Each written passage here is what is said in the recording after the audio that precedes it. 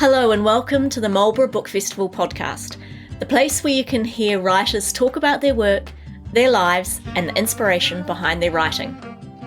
I'm Claudia, the treasurer for the committee, and today I'm thrilled to be introducing the inspiring Brannavan Gnanalingam, speaking about his book, Sprigs. The Occam judges praise Sprigs as an unflinching novel which forces us to reckon with uncomfortable truths about power and privilege in Aotearoa. The book comes with trigger warnings, but also nuanced storytelling and some comic relief. Brannavan discusses the book and the issues around masculinity it puts in the spotlight. The conversation was recorded at the 2021 Marlborough Book Festival, an annual weekend of wonderful writers and curious audiences. We're currently working on plans for this year's festival, and we're excited to share more details with you very soon. For now, please enjoy Brannavan Gnanalingam, speaking to Tessa Nicholson. Well, kia ora, welcome to Marlborough Book Festival 2021. My name's Tessa Nicholson, I'm the MC for this session with Brannavan. Also like to thanks to our sponsors for this session. I know it's quite early and some of us had more than we should have last night, so we're probably on the elderflower, but beautiful Astrolabe wines, so thank you very much to Astrolabe Wines for sponsoring the session. So now I want to welcome Brannavan Gnanalingam, and he's the author of 6 books in 9 years, which is quite remarkable because he's also a lawyer and a father of 2 young girls. He was longlisted for the Occam New Zealand Book Awards back in 2017 for A Briefcase, 2 Pies and a Penthouse. And when I saw that title, I was thinking penthouse building, but no, it was the other sort of penthouse. He was also shortlisted for the awards in 2017 for Sodden Downstream, and again he was shortlisted this year for Sprigs. A hell of a book, Brannavan, Sprigs. It blew me away. Were you a bit disappointed you didn't win the Occam this year? Because if ever a book should have, I think that's the one. I tried not to take that stuff too seriously. It was just nice being recognised and being part of the conversation, I guess. And, yeah. They're always arbitrary, and the judges, I think, have to kind of make a call at the last minute type thing often. And I think we can change that by buying the book and telling everybody how fantastic it is. And I have to say that it was a book that I read in a day, and when I finished it, I rang everybody I knew and said, if you buy a book this year, buy Sprigs. And I'm not sort of pandering to you, but it, to me, is the book of the last 3 years for me that I've read. So congratulations on it. It's a book, though, that comes with a warning, and I think that is something that people pick it up and see the warning that, there is violence involved, and there's Islamophobia and homophobia and suicide and stuff, and they think, don't want to go there, put it down. Why did you put a warning in the intro for the book? Yeah, one of the things I'm conscious of as a writer, or as an artist in general, is that when you make art, you're basically kind of getting the audience member to think through your eyes. So there's a kind of manipulative aspect to being an artist, and I figure if I'm going to be manipulative, then I want people to be fully aware of what I'm doing, so they can make a choice as to whether they want to read it or not. It's weird because there's been a lot of attention on that content warning, and to me, I thought about going to video stores where you just see the kind of warning stickers, and it just seemed to be exactly kind of like that. Never stopped me as a teenager watching films when it had an R18 contains violence type thing, but I was kind of aware that this is what I was in for. And I kind of thought that's how I would approach the book. The subject matter is heavy and can be triggering for some people, so I just wanted to give people a heads up so they can choose whether they wanted to read it or not. And if it's absolutely meaningless and you weren't going to be offended or affected, then you can treat it like the ISBN page and ignore it. You actually put one also in Sodden Downstream, in the entrance to that. And I think that was the first time I'd ever seen a warning in a book. But you say we see it on TV and movies and videos all the time. So, well, when we had videos, I'm showing my age here, aren't I? So Sprigs, it's written in 4 distinct sections. So it begins with a college rugby final, and then it moves on to the after party, and then the 3rd section delves into the aftermath of what's happened at that after party, and then the 4th section gives a voice to the victim of a gang rape. So let's take a look, separate those 4 sections out. The game, start with that. And so it's a private schools, college, rugby, first 15 final. And I know you've never played rugby because your cousin, or your mother's cousin, died of a rugby in a rugby incident in Sri Lanka.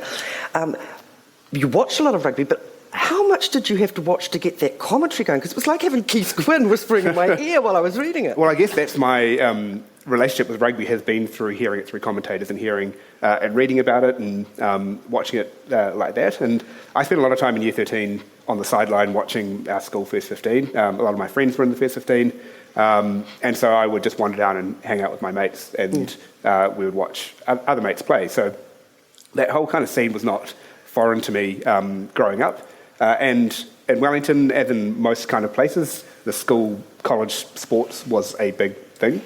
I played cricket and football to a relatively high standard too, so I was kind of used to those sorts of spaces as well in high school. So I kind of also imagined the sports that I played and just how that might play out, and I just shifted that to rugby. Yeah, because it really is. I mean, I'm quite a rugby fan, and it was really like listening to somebody give a commentary on a rugby match, and I was very impressed that as a person who's never played or refed, you actually were able to get that out there. Oh, great. I mean, I just relied on the fact that I had watched a lot, and I hoped that I had got it right. But yeah, I guess like any sports-mad teenager, I spent a lot of time watching rugby, so it didn't feel too hard to do. So then we go to the second section, which is the party, and that's after the rugby final. It's that night. It's out on a farm, out of town, and it really took me back to my teenage years. The big parties that you go to that your mum and dad actually don't know you're at. The alcohol, the boys, the girls, the interactions and things. But it's a real teenage nightmare in some ways for parents.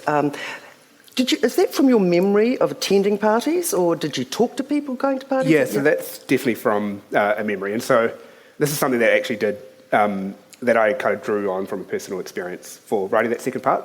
So one of my closest friends often hosted those parties. He lived out on a lifestyle block and would host parties which would, up to 500 people would show up onto the woolshed, and his dad would be manning the gates, and he was the kind of guy that everyone was mates with, so somehow the news would spread across the entire Wellington region that he was having the party. So it was also easy for me to go because I was good mates with him, so I would just be telling my parents I'm going to stay at Dave's.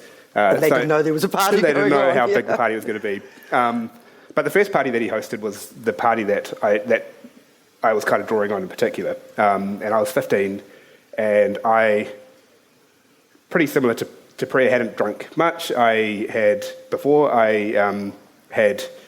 been given a six-pack bought by a mate's dad and combed out at the party. And boys at the party, some of them who later became my mates, ended up peeing on me, pouring drinks on me, spitting on me, just because I was this kind of prone target for them.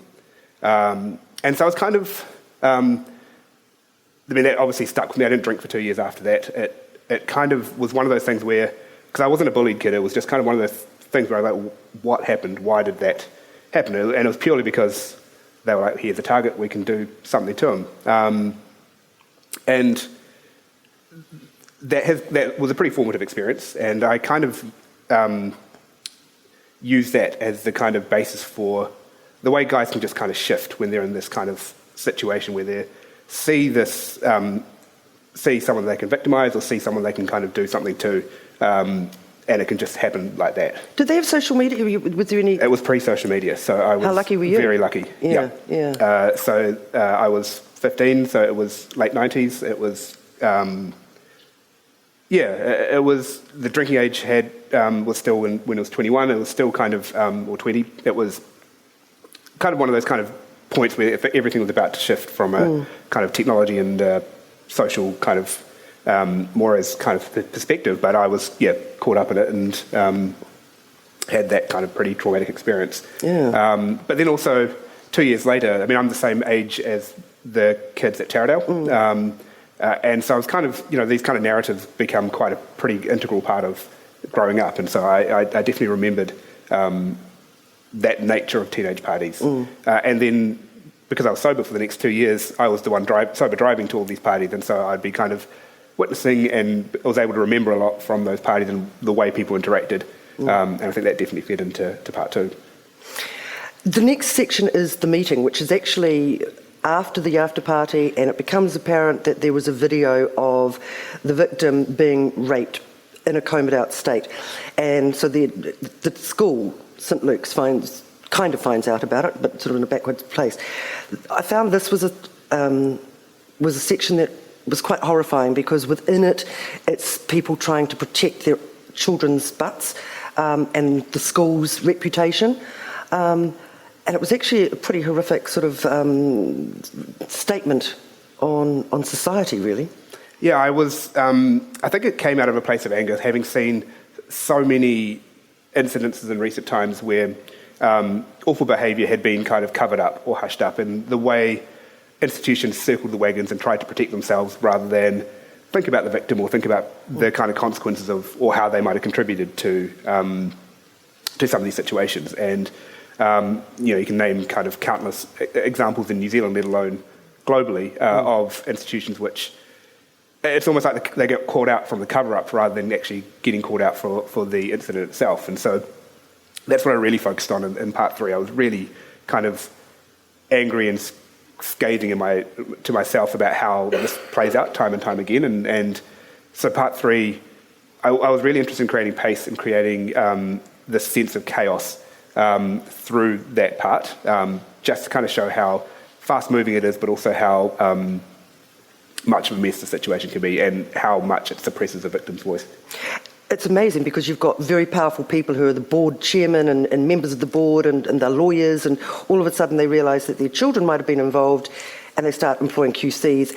But I think the worst indictment is that they try to blame it on the student, the brown-skinned student who is on a scholarship for rugby.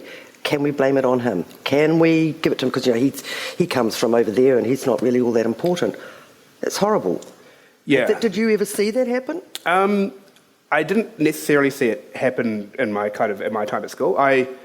In some respects, I felt a little bit like Richie at my school. So I went to a private school, but I grew up with unemployed parents, and I grew up in Nainai. So I grew up in the part of Wellington. So my social situation was kind of similar to Sonnedown Stream, but I went to a school like Sprigs, and I always felt slightly always felt uneasy about the disparity in class and disparity in terms of if I made a mistake that I could easily be cut. And that's something that you kind of internalise a little bit, which is, despite how well you might do at school, you kind of also then kind of worry that how that might play out if you stuff up. Or can you afford to make a mistake? Because I think one of the things that I was interested in this book is that clearly people are making mistakes, but who gets to get away with a mistake and who doesn't get to get away with a mistake? That's something that I was particularly interested in. Section 4 is when you finally give Priya, the victim, a voice. And she hasn't really... Well, she appears in the very first... She's at the game and she's at the party, but it's after the event. And you give her the voice, and it's like there's a terrible sort of setting there where she... this is how it opens, section 4, and this is from Priya, the 15-year-old victim. The first sentence: it hurt, it hurt, it hurt. For a sec, I'd forgotten what had happened, where I was. Like, I woke up in that bed and I felt the pain down there and in my head, and I had no idea what had happened.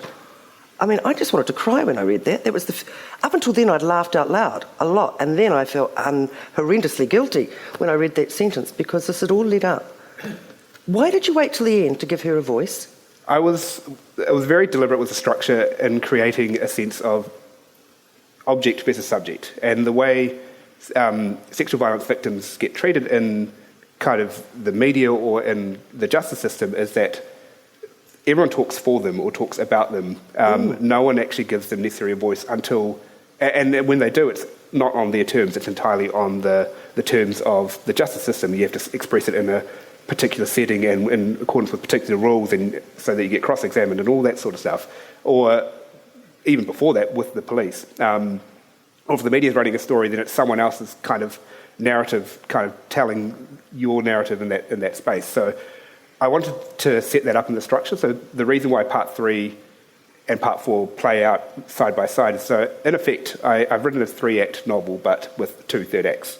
And in with the meeting, the part 3, I wanted to create a sense of her being an object, her being someone who is kind of doomed by the way that the power and circling the wagons and the way everyone has kind of set up the scene for her means that whenever she gets a voice, it's going to be extremely difficult. So then by the time in part 4, when she had the voice, you've kind of got a sense, this crushing sense of that there's a kind of powerlessness about it. But also, on the other hand, I also wanted to give her a voice because I think that is also, and if that's one thing that Tarana Burke in particular from with kind of the conversations around Me Too, is that having a voice and saying this has happened to me is extremely powerful, and telling your own story is extremely powerful. So I wanted to make sure that the book, A, gave her that voice, and also showed how important it could be, and finished with that voice. Did you write them in order, the 4 sections? I actually wrote... I usually write in order, but I was in Toronto for 2 weeks in 2018, and I knew that I wouldn't get a period a period of just being able to write in one go. So I wrote part 4 when I was in Toronto, just went flat tack at it, and wrote part 4 in that space. So you did that before you'd finished the other sections? Before I'd finished part 3. I mean, I had the narrative all planned out, and I'd written part 1 and most of part 2, I think, by that point. But I just went for part 4. Also helped kind of structure the way part 3 and the parallel narratives would play out. But I was really keen to make sure that the voice was consistent, and being able to write in one go helped with that consistency of voice, I think. You yourself were sexually abused in your 20s, and when you were in Toronto, you wrote this, and Witi Ihimara was there as well. Now, he was also sexually abused as much younger, and you've said that he was a very great help for you when you were writing that section. In what way? I actually didn't realise I read his memoir after I'd written part 4, so I hadn't realised what had happened to Witi until afterwards, but then had that real sense of camaraderie once I read it. But he was just there, and because I was in a weird headspace when you're writing that part, it was quite a heavy period, and something that also happened at home, which was quite devastating. And also when I was there, my uncle thought he was having a heart attack, so that heart attack scene in part 2 with the dad at the gate was literally what had happened to my uncle when I just arrived there. So it was all kind of weird stuff happening, and Witi just kind of was just really kind of helpful, just talk stuff through, just kind of said, just keep going, just kind of good motivational speaker. He's just a lovely guy. But also Tina Makareti and Kirsten McDougall were there too, and we just had such great camaraderie. And you've said that was the section that needed the least edits. Was it because you actually had full-on time to do it, or was it because you knew exactly where you were going with it? I think there's a real tension when you... Because I think the first 3 sections I did about 50 edits. So I edited and edited and edited. But the final section I probably did 2 or 3. And the second and third was mostly for continuity and making sure that I wasn't doing anything from a narrative perspective which jarred with part 3. I think there's a real challenge when you do a first draft, because the first draft has an energy which you'll never be able to get when you read it. It has a kind of emotional quality that needs editing most of the time, but I wanted something raw and something difficult and something kind of from a voice that felt messy. And for me, keeping it unedited largely was kind of crucial for that. While the setting is a private school, St Luke's, could this, and it's the first 15 after party, could this have been anywhere in New Zealand? Could it have been any sports team in New Zealand? Could it have been, like cricket or basketball or rowing? It didn't have to be sport either. I think it could be any institution where there's power, where there's where people have an ability to control the narrative or protect their own reputations or circle the wagons. I definitely was thinking much broader. I mean, rugby was, I think in some respects, an easy target because people are aware of the kind of toxic aspects of rugby culture, but or some of the toxic aspects of rugby culture, but I was thinking much broader in that sense. I also wrote rugby because I wanted to write sport and I wanted to write a scene which would have people all coming together at one in one way. And so rugby seemed like an easy way to do that for 15 to 18-year-olds. But I don't think at all that this is confined to sport. The whole thing about rugby, there's this lovely part in section 3 where the principal gets up and addresses, and the first 15 have lost their game but they nearly won, and he's so proud, and he does this speech and thanks the first 15, and there's a haka for them, and then he starts to walk away from the microphone, and he comes back because he's forgotten something, and this is what he says. Oh, Sean came second in the National Secondary School Short Story Competition, a remarkable achievement. Now, while our literary heroes may never challenge the glory and respect given to our first 15, we still need role models to inspire us, so thank you, Sean. That was just so telling. It was like the literary and the artistic is, there. But the first 15 who lost, they were given all of the pride and glory. I did actually steal that quote from a former Prime Minister who said that about our writers. So, really? Yep. That was John Key? That was John Key, yeah. Oh, my God. Right, well... The next section is male toxicity, so I don't know whether we should go on to that. No, so that is something, though, too, that I'm blown away by that one. One of the things that I've found in interviews, that a lot of your interviewers and reviewers have talked about this phrase, male toxicity, and it keeps coming up. I know that you're not particularly happy with that phrase yourself, are you? I think I don't want it to give the sense that there is one way of being a man, or that toxic masculinity is the sole way that men exist in New Zealand. And I think sometimes it can be unhelpful in the sense that people, particularly if you're a man, that you kind of go, well, therefore, this is what people assume me to be, and this is the only way I can be. And I think it can be slightly unhelpful from that perspective, but I think there are dominant cultures and dominant ways in which men are told to behave, which are certainly toxic, and which kind of create these awful situations in which both men and women are affected. So as parents of boys, what can we do to change that going forward? I think there's a whole variety of factors, but also kind of not buying into some of those stereotypes and the ideas of being the hard man who doesn't show emotion or refuses to kind of understand other viewpoints and difference and all that sort of stuff. I think... it's interesting because I remember how much as a teenager I was influenced by some of those discourses and how I bought into a lot of those things. Like when I was playing sport, I remember I broke a finger and I kept playing cricket and broke my nose and kept playing cricket. And those kind of ideas of you still keep going. You don't show any pain, don't show any weakness, and how damaging that can be for men who don't quite. Who need to kind of be able to show their weakness in order to get help, or in order to kind of change things in their life. And I think that's the kind of stuff that needs to be kind of focused on for in some of the discourses, and also just in a broader sense. Like, in the book there's a pretty horrendous sex ed class. That is word for word our sex ed class when I was 13. You're kidding me? Yeah. Oh. So there's nothing about consent, nothing about gender or sexual diversity, nothing at all about kind of relationships or contraception or anything. It was simply the bare facts in a very specific, targeted way in order to tick a box.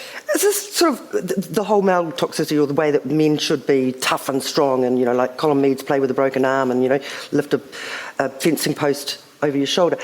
Is that sort of just New Zealand and Australia? Is it an Australasian thing, or is it... No, I don't think it is at all. I think, speaking of Sri Lankan male, I think it's also there in like Tamil culture. It's a very patriarchal culture, and the way kind of men operate there. And again, a similar no show, no weakness, be this kind of provider man who kind of just gets things done. So the same things happen there. It's certainly not a New Zealand only thing. And I think part of the things in the book I was trying to show just how it seeps into kind of almost all the men in the book, one way or another. Your father-in-law Aldo died just while you were writing this book, and you've given a very lovely acknowledgement to him, and you talk about the fact that he showed you how to be a better man? You know, there are ways to be a much better man. In what way? I think he never bought into a lot of these kind of narratives. So he was Italian, but moved when he was 15 to Australia. So it was kind of a really awful age to move to a new country. And it was post-World War II, so a lot of kind of antagonism, and he got called a whole bunch of names, and he also was the eldest of 5 brothers, so he was, and the father wasn't there, so he had to kind of do a lot of the kind of be the father figure. And so he kind of grew up a lot earlier than a lot of other 15-year-olds would. And he was a chef, and he kind of was someone who'd never really kind of... I never got that sense of being this kind of, we need to do things this way. He was much more open and much more kind of willing to listen and much more interested in people and the world. And I thought that was kind of a great model for men to be able to behave. I'm quite fascinated by reading the book because in the last section, which is Priya's sort of story, we've talked about the male toxicity, but what has never been brought up in any of the interviews I've ever seen with you is the female toxicity, because she is the victim, and yet her peers are sharing a video of her being raped and are writing horrible words on a school book. She's getting unbelievable messages on social media from her female peers who she thought were her friends. And it's not something we talk about a lot, that there is actually female toxicity out there as well. Yep, I mean, people collude with power structures, and people who don't necessarily benefit from those power structures also collude. And I kind of wanted to make sure that I don't let power off the hook in some respects. I was interested in power relations and the way people interact and how that kind of transposes itself into relationships and interactions all the time. And it doesn't even matter if you benefit from it, people buy into it. And I kind of wanted to make sure that was kind of clear. But also, in some respects, there are the seeds of solidarity in part 3 as well. There's some of the girls in their class kind of rise up and kind of help her out. And I also wanted to pay tribute to that and kind of show that there are other ways that you can help someone out without necessarily... in some respects, it can be damaging because you can co-opt a narrative, but also you can also do some help. I was interested that you did not glorify the rape. There's no reading into it. It's an illusion. Was that deliberate? Because it's no sort of gratification. It's nice. I was pleased not to have to read that. Yeah, it was a definite deliberate choice right from the outset that I would not depict the rape. One, I think.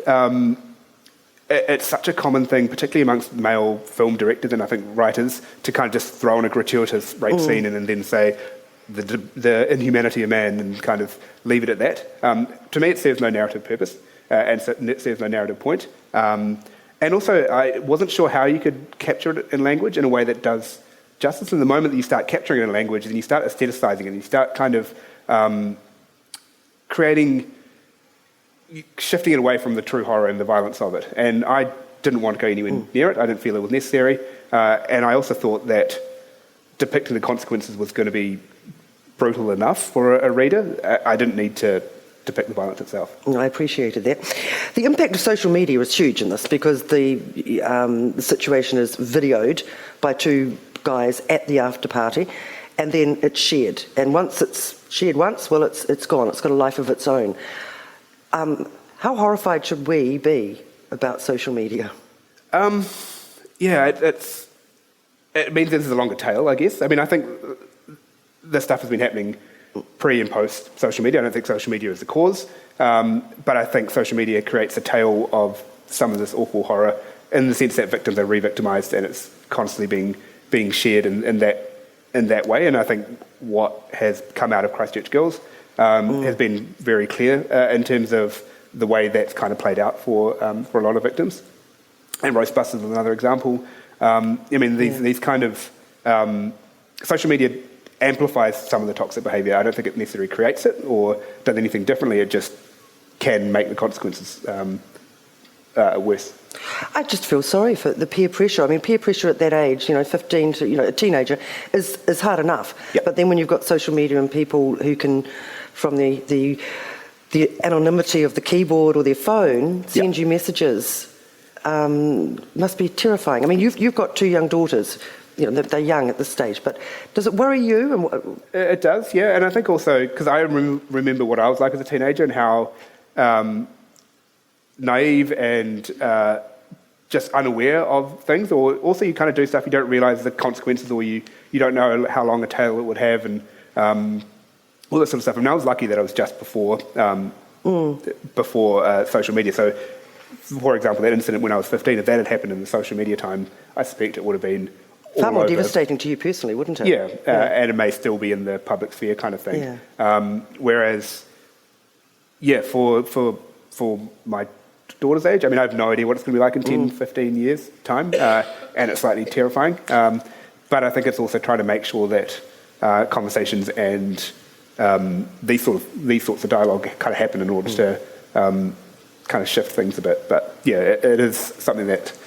I'm glad you covered it in the book, because I think for people who didn't live through the social media era, we don't realise just how devastating it can be. And a lot of young people must actually be reading that stuff on their phones or on their, on Twitter or whatever, and parents are unaware of it. Yeah. And it's also not just teenagers as well. I mean, I know of plenty of people who, like Gamergate was this kind of notorious example of women journalists just getting horrendous series of kind of death threats and rape threats and violence thrown at them from anonymous sources. And anyone who kind of sticks their head above a parapet, if they're from a minority in a sense of power, gets a lot of this kind of hate. And I think that anonymity and that way that messages can be disseminated, I think is definitely something that needs to be kind of considered. And obviously, from a hate speech perspective, that's also something that's formed part of the conversation. Devastating humour. I mean, as I said earlier, I laughed out loud through those first 3 sections and then felt horrendously guilty when I got to section 4. But you have got a great wit. How important was it to put humour into a book like this? Yeah, I mean, I have written 6 novels, and I think all of my books have humour in them. I started writing through humour back in university, so humour's not something I'm necessarily scared of.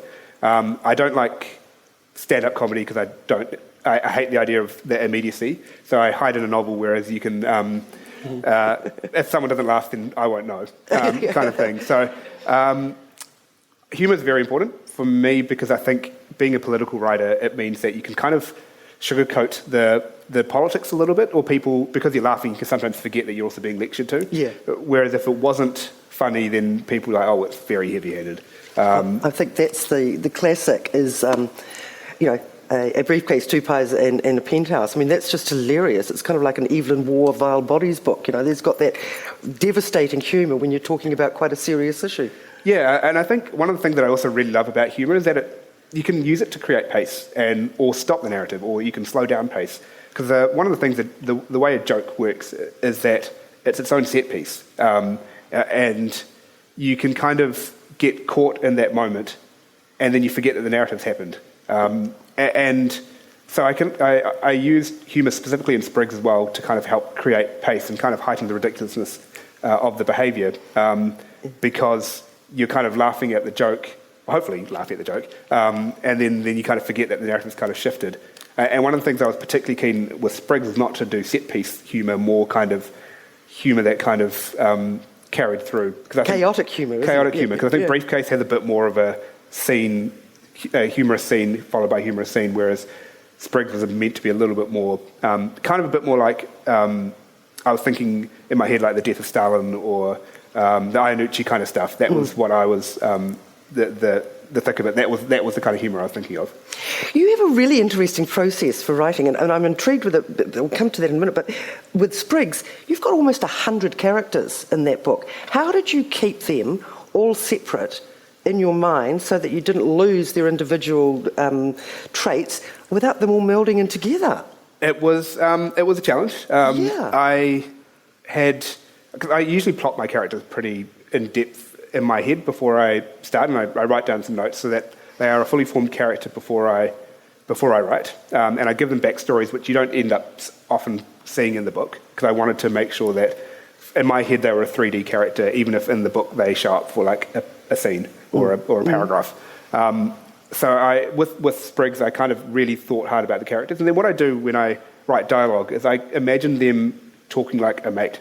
So I'll pick a friend and then I'll kind of imagine how they talk and then put the words of the character, even though the character is not my friend, or not based on my friend, but I just kind of imagine their vocal mannerisms and the way they talk and put that in the book. So I kind of differentiate that way as well. 100 times? That seems like a massive task. Yep. I think for this book, one of the things I read, the reason why I have so many characters in this book is I wanted to talk about masculinity as a structure and talk about power as a structure. And I thought the best way to talk about structure is to show a structure and to show the kind of top to bottom in terms of people who have power in the system, show as many people as I possibly can to show just how pervasive some of these kind of toxic narratives are. And so I felt like I had to do that as part of some of the things I was doing in the book. And so that meant I had to kind of, as an exercise, do it that way. Whereas with Sodom Downstream, for example, I only had one main character. Yeah. In my next book that I'm working on, I have 3 characters. That must be a joy. It's much easier, yeah. So that kind of helps. Whereas with Sprigs, it was necessary for the kind of themes I was trying to write, but it was also a bit of a challenge. But so you're not a formulaic writer in the sense that you don't sort of, and obviously difficult when you're a lawyer and you're a father of young children, but you don't set yourself a task, I have to write 500 words or 1,000 words, but you also use music. So you have a theme that you then becomes like a Pavlov dog sort of scenario. So can you explain that? So I have limited time to write. So I am a full-time lawyer and I do have 2 young kids. So when I don't, some writers will talk about, you need to write 1,000 words a day and you sit down in the morning and you start and then once you finish your 1,000 words, then you get on with the rest of your day. I don't have that luxury or capability. So what I do is I will find time whenever I find time and I will write wherever I can. But the one thing I do to get myself in a writing space is I listen to the same song over and over again. So that when I hear that song, it puts me straight into this is my writing mode.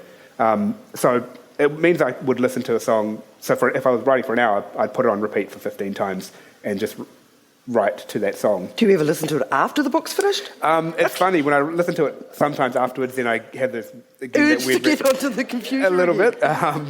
But I'm happy to ruin a song. There's so many great songs out there in the world that if there's a few songs tied to a book, then fine. But with part 3, I was listening to the one song over and over again, so I'd probably listen to it about 2,000 times. Oh my God, I'd be throwing it out the window by then. So do you have one song for the entire book, or did you have, like in this one, you said you had a song for part 3? For each part, yeah. So, and were they mood songs? Not always, yeah. So for part 3, it was I can say the songs. Part 1 was a kind of indie track, which just didn't really kind of have anything really at all to do with the book. Part 2 was the Dua Lipa song, which I thought would be kind of in line with the party vibe. And then part 3 was This Year's Girl by Elvis Costello. And that, to me, had a thematic link to what I was writing about. This kind of... and then the kind of energy that is in the song, I thought also would work. There's a sneering aspect to the song, which I also kind of wanted to keep, which kind of helped with the tone. But there's never really. But what about the last section, which was so? That was silence. Actually, I wrote that without anything. You wrote that in silence. Yeah. Why? I was in Canada, so my wife. I didn't want to pay for the Wi-Fi. Sorry, if I didn't have Wi-Fi, I didn't want to pay for. But I think also just kind of making sure I captured the voice perfectly. I didn't want someone else's voice. So you could have lost it with the music. Do you think? Potentially, yeah. Yeah. You're a lawyer. How much does having been a lawyer, practicing lawyer, how much does that help with your writing? I think, funnily enough, a lot. And I think people go, "Oh, well, you're a lawyer, surely it must be hard to balance." And it can be from a time perspective. And one thing I do is I don't beat myself up if I don't write one day. Like if I, or for a week or 2 weeks, then I could just go, "Oh, fine, I can just do it another day." But one thing being a writer does is that you play with tone every day. And you can either be aggressive in communications or you can be very kind of mellow or nuanced, depending on what you're trying to do. And you always are changing your writing style for your particular client's needs. And then on top of that, you deal with arbitrary deadlines all the time.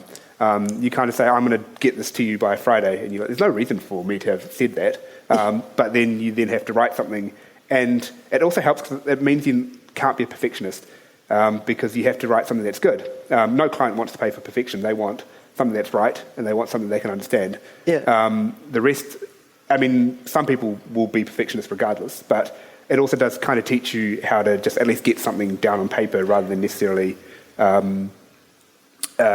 agonising over getting it perfect the first time. But a logical thought process. From being a lawyer, you have to be very logical with what you're doing. Yeah. And I'm amazed at how many of New Zealand authors are lawyers or have been lawyers. Yeah, I think also, I mean, I went to law school because I liked English and history at school, and the teachers just said, oh, well, you should do law.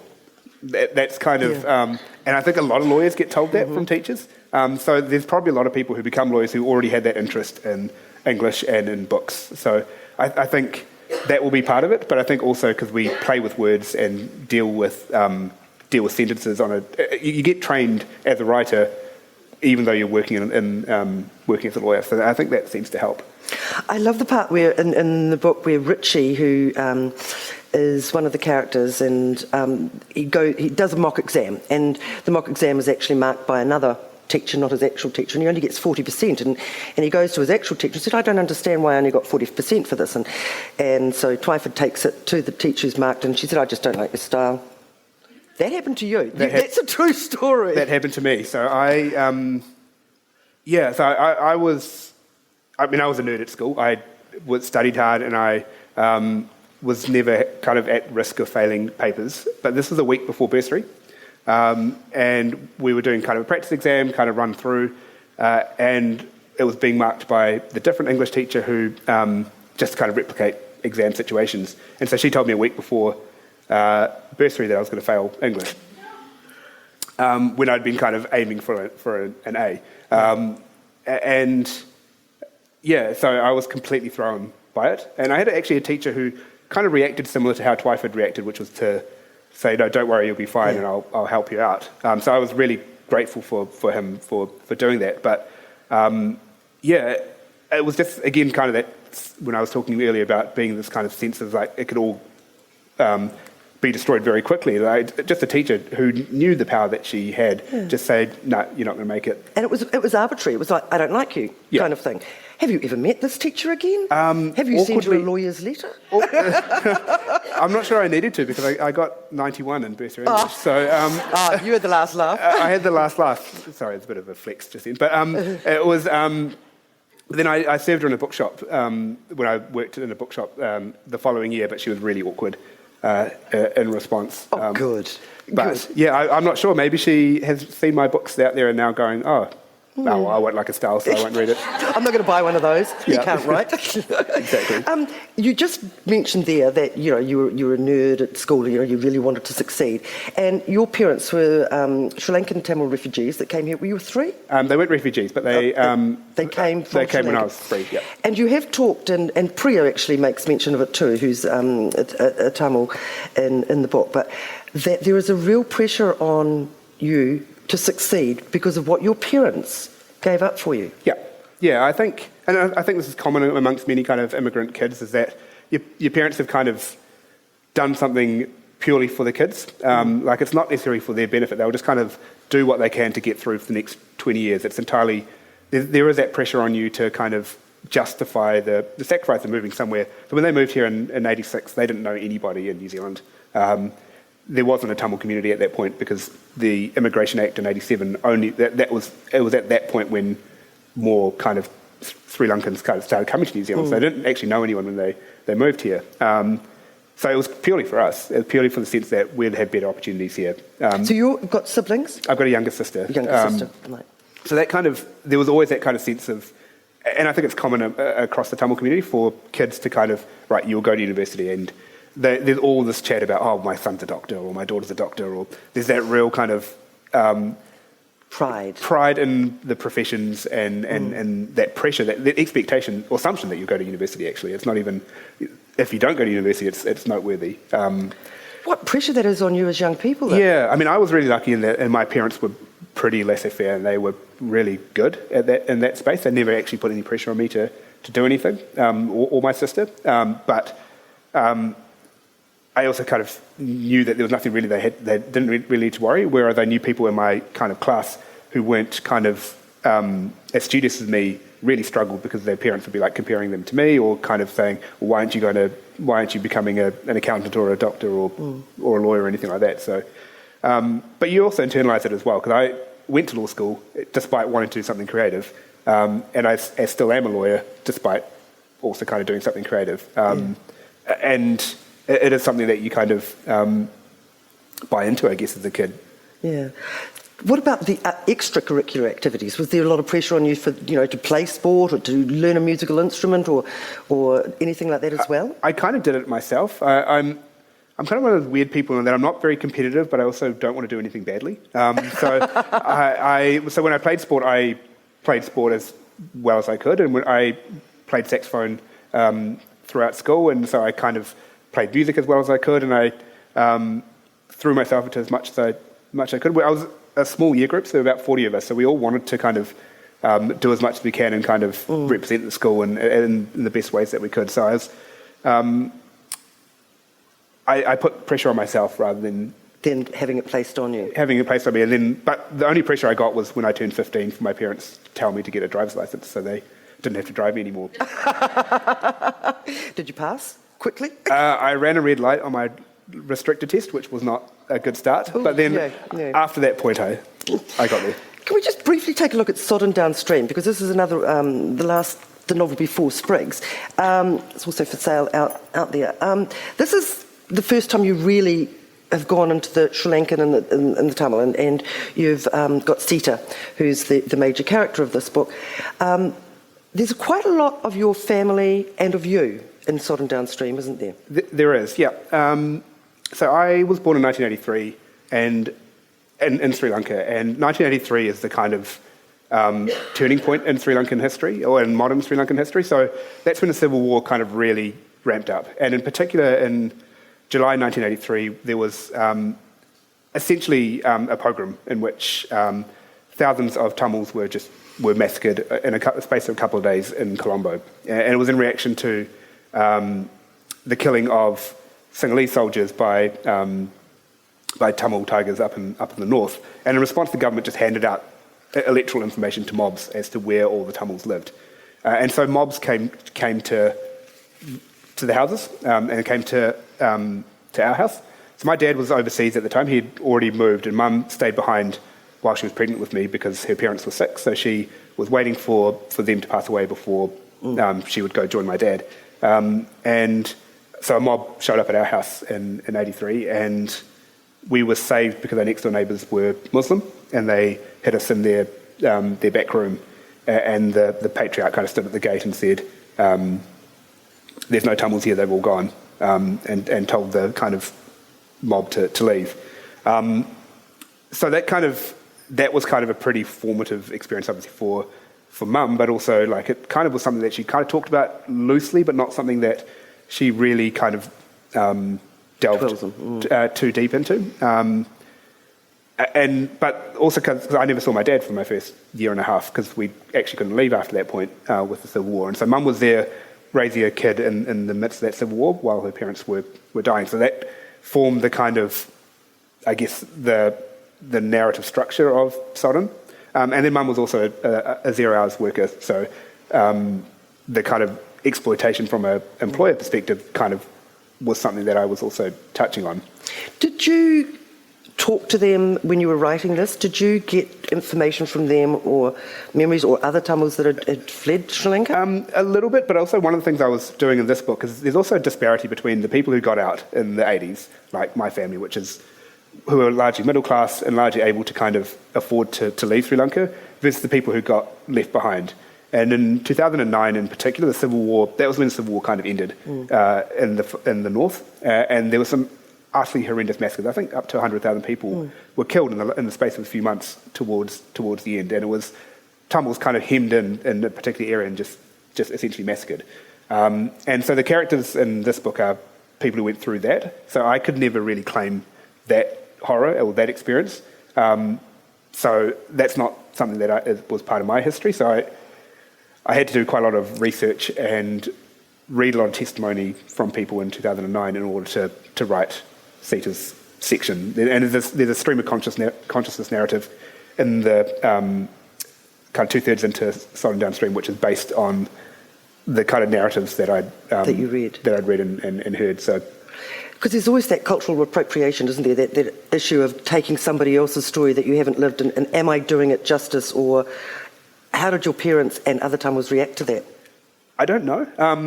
My parents have never been demonstrative about anything, so I'll get like it's good.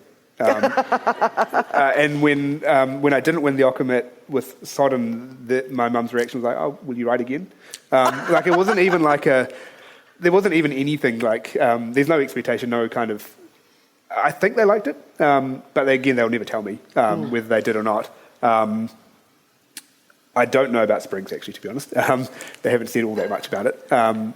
But I also don't know whether the rest of because the Tamil community is diverse and different and all that sort of stuff. And one of the things I'm really interested in ensuring is that I'm not the sole voice in this space, that I'm not the only Sri Lankan Tamil writing in New Zealand, and that a diversity of voices from even within a group showcases the kind of diversity within kind of these kind of so-called essentialised groups. So I don't know whether people like it. I hope they do.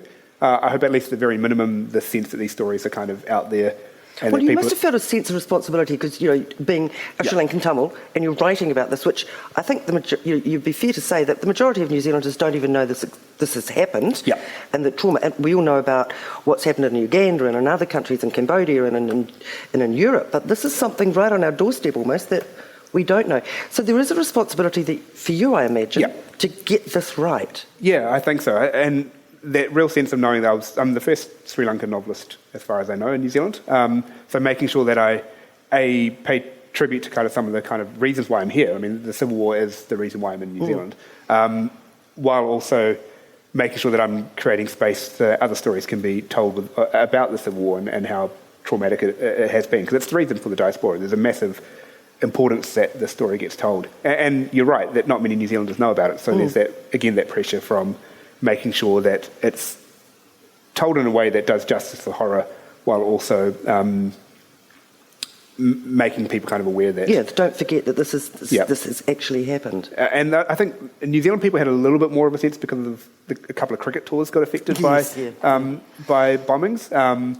But yeah, it's certainly something globally people don't know much about. Well, one of the amazing things in Sod and Downstream is when Sita's trying to get to her job, everybody that she comes across, and they ask where she's from. Oh, Sri Lanka. They know one person. It's a cricketer. So, and because you're such a cricket fan as well. Yes. Yeah. Yep. No, I have long promised to write a novel about cricket. Haven't got there yet. So I just keep dropping in a few cricket references where I can. This is something completely bizarre, but you did do an essay on the fact that when you were playing cricket and you thought you were going to be in the first 15, you nearly killed a guy, and it was during practice. But what really struck me was that it was that manly thing that nobody actually went and checked how he was. Can you reiterate that story? Because I think it fits in with Sprigs as well. Oh, absolutely. It was a massive part of Sprigs. And actually, I should have brought that up earlier. So when I was, again, 15, I think it was 2 weeks after the party, so I had this kind of period of being weirdly notorious at my school. So I was at cricket practice. I was on the cusp of the first 11. I wasn't a particularly fast bowler, but I was kind of an awkward fast bowler because I was a left armour and you kind of deal with different angles. And I bowled a bouncer at a guy who was in my team at practice, and he ducked into it, and it hit him just there. And he went straight down. He got up, he seemed okay, he wandered back to the main block to put an ice pack. And then when we finished practice, we walked over and a helicopter had shown up because he needed to be airlifted. There were 3 police cars, 2 ambulances and a helicopter.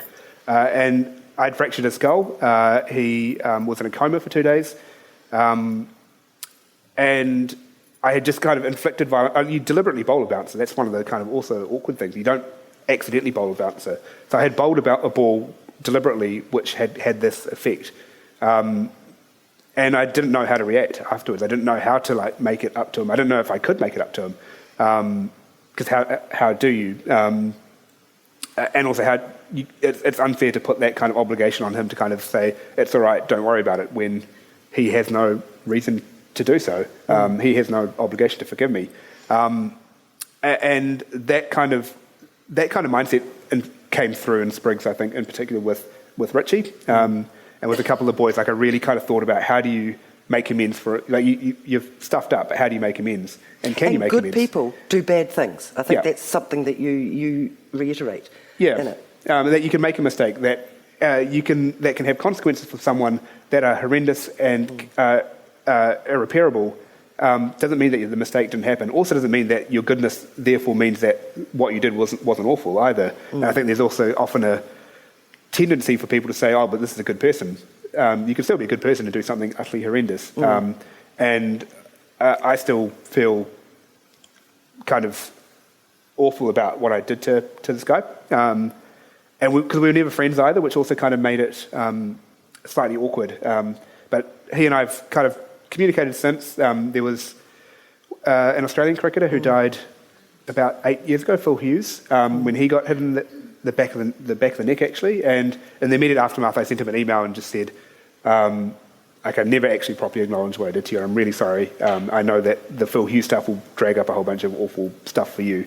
And he was really good in terms of response. He's now a surgeon, so I feel like at least I haven't affected his capacity. His brain capacity. But yeah, he. Well, there was that point, I think, that Richie's sister says, or Richie asks his sister, well, what do I do? And she said, just be a better person every day. Be a better person, and that's basically all you can do if you've done something bad. I think so. Yeah. Well, time for questions. Has anybody got some questions for Brannavan?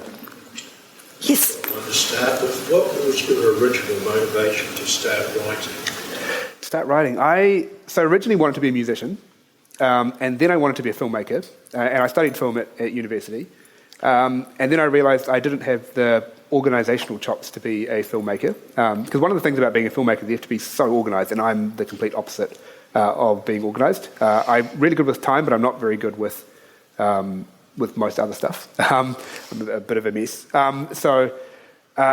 But as part of the film degree, I really enjoyed a script writing course, and I actually was like, oh, maybe this is something that I can do. And then I was writing for the university magazine and kind of doing that, and I was like, oh, actually, this is quite fun. But becoming a novelist was actually a complete accident. I did this very chaotic trip through North and West Africa, so I hitchhiked from Morocco to Ghana, and we got into all sorts of stupid adventures. That was with me and two mates, and I turned that into a book, and then was lucky enough to get published thanks to a friend's ex-boyfriend who knew the publisher, and that's kind of how it happened. And then from there, I guess I became a novelist, but there was never any grand plan to become one. I just wanted to do something creative. Yes. There's a view that integrated schools promote or help ameliorate behaviours versus single-sex schools. And I was just wondering if you took that view. I think I think some of the research is potentially conflicting, but I can speak from my experiences of going to a boys' school, of how much of a bubble we were in and how little we knew. And then when you go to university, you've got a whole bunch of like, holy shit, this is so different from what I knew or what I was aware of. And I can't imagine that being particularly healthy from a social interaction, from a socialisation point of view. I am uncomfortable with the idea that schools therefore integrate in order to kind of teach men how to be better people. That kind of puts the onus on the other students to kind of do that work for them. But I think if I had sons, I would probably send them to a co-ed school. I think, based on my experience of how much you kind of internalise a lot of these kind of toxic discourses, I think that is made worse, I think, in certain schools. And there might be some schools which do it much better than my school did. And my school wasn't bad, but I think certainly there are some things that people need to think carefully of in terms of that space. Yes. I'm really interested that you work with law, and law is known to be like dog eat dog, and it's had its fair share of toxic masculinity type things. Yes. And I was just wondering how you find that, and whether you think it's starting to change or Yep. I don't know if it's... I think it is starting to change, but there's still awful stuff happening, because as we've seen in the media recently, and there's still the kind of toxic behaviours still present. And I think any institution where hierarchy is such a big thing, that often does still happen. So I think law has a massive way to go before it's a genuinely safe place for minorities and for women.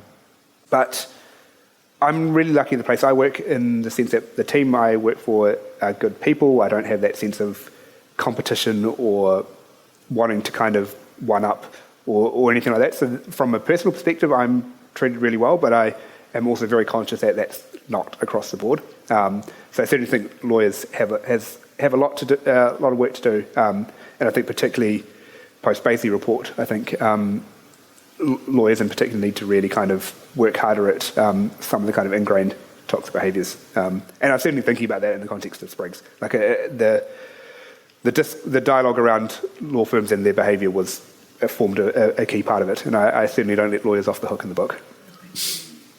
Anyone else? Can I hold a second question? Of course you can. In Sprigs, you're tackling really important current issues. And I guess as a writer, you've got a whole spectrum of things that you could choose to write about before you begin planning the book. So what motivated you to tackle these big social issues? Yeah, I think, because writers can write whatever they want, and I certainly am not someone who says there is one good writer, and like someone who writes political writing is someone who's good, or versus someone who refuses to engage with politics and therefore they're bad. I certainly don't believe that, and I think you have to write whatever you're comfortable doing. Just what I am comfortable doing, though, is writing political stuff. I write because I want to understand the world, and one of the big reasons why I choose a subject matter is I'm confused about something, and I don't know why it is that it is. And so for me, I really wanted to get a sense of what are these power structures that led something happened to me, but also had this huge societal effect, and I really wanted to kind of look at that and understand it, and so that's why I chose this particular area, and I do that with all my books. It's like I want to understand something, and therefore I will write it. So, I admire people who can tell a great story and just keep people entertained and happy at the end of it. I think that's an incredible skill. I've just chosen something which is slightly different, which is to kind of figure out something and understand the kind of power structures behind a particular area. Oh, Brannavan, thank you. This has been an amazing session. We've actually got another session tomorrow with Becky, but I just really want to thank you for coming over. Thank you for your amazing books, and so we'll put our hands together for Brannavan.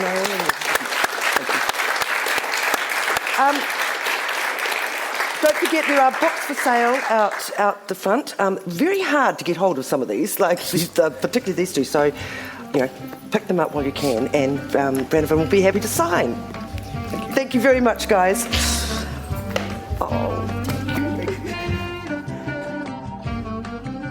That was Brannavan Gnanalingam speaking to Tessa Nicholson at the 2021 Marlborough Book Festival. A big thanks to all the writers that have supported the festival, as well as the audiences that attended in person or listened online. If you'd like to learn more about the event, head over to the marlboroughbookfest.co.nz. And if you've enjoyed this podcast, please do recommend it to friends and family. Thanks for listening.